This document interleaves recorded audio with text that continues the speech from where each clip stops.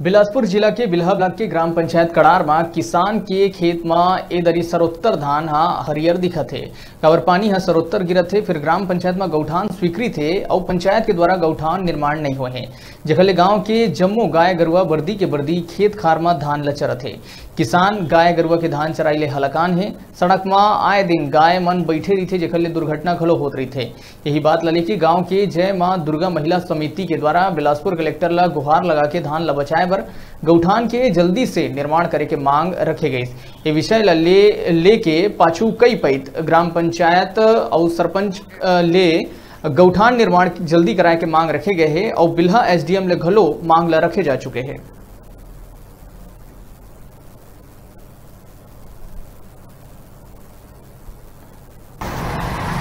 हमारे गांव के गौठान ला अधूरा कर दिया है, बनवाए नहीं है। तो ओकरे नाम से हम सब अधिकारी लगन के आवेदन दिए, पहले सरपंच ला दिए हैं, 2-3 बार गए हैं तो नहीं लगे। मैं बनवास हाँ कहीं से ओकर बाद देखे हैं नहीं किसी से अब धान हाँ फसल है बाढ़ के, अब वो फसल के नुकसान होते तो रोकथाम बर हमन अधिकारी मन लग दौड़े हैं, सब पूरा महिला समिति। कौन अधिकारी?